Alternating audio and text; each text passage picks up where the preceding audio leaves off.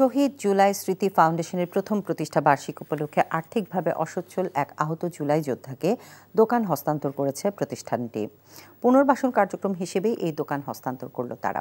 আন্দোলনে ঘাড়ে গুলি লাগায় আহত বি ক্যাটাগরির যোদ্ধা হিসেবে তাকে চিহ্নিত করা হয়েছে।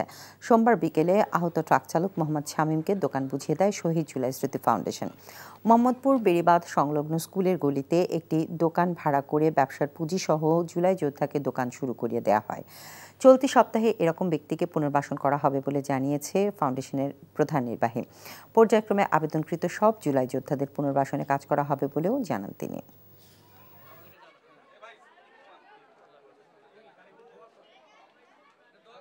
আজকের থেকে পুনর্বাসন যে কার্যক্রম, সেই কার্যক্রম শুরু করার মাধ্যমে আমাদের 1 বছরের যে যাত্রাটি সেটি উদযাপন করছি।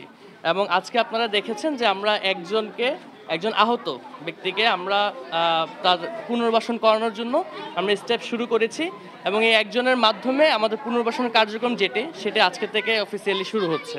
এই সপ্তাহটা চলছে, এই সপ্তাহান্তের মধ্যে আমরা হয়তো 6টি পরিবারকে পুনর্বাসিত করতে পারবো।